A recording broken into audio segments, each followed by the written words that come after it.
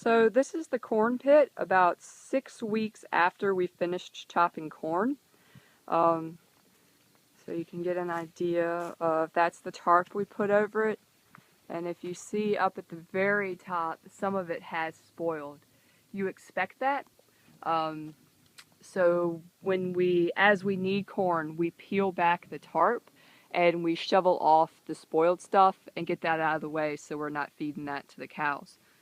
And then this is what it looks like after the corn has gone through that pickling process. So this is what the corn's become. Sarah asked a good question the other day, what happens to corn when you ensile it or when you turn it into silage? So to answer that, I asked our nutritionist, Dr. Tom Bass.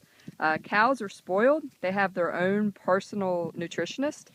He comes once a month and he'll take a sample of this feed and he'll have it analyzed and he'll balance a ration around it. He knows the different groups of cows we have, the high cows that are giving the most milk, the low cows that are dropping off in production, and then the dry cows who are on a 2-month vacation. So their dietary needs are different, and he will adjust the ration accordingly.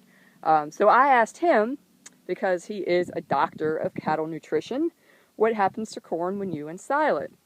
And he said that when corn ensiles, it actually increases the cow's ability to digest it.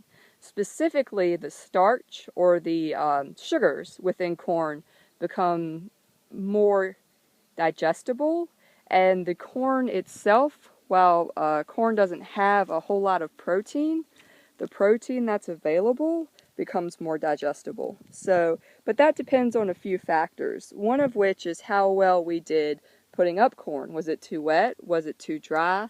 Was our kernel processor working?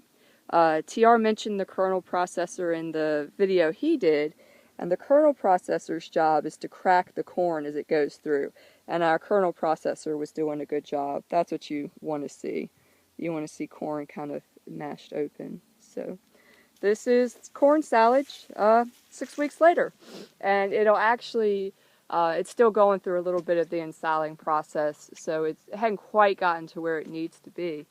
But we also, the reason that we ensile corn is corn really is only good for the cow to eat out in the field, you know, for a very short amount of time during the year, late August to early September, but we want to be able to feed the cows throughout the year, so we put corn in the pit, we put it through an ensiling process, it pickles it and preserves it, and we're able to feed it all year round.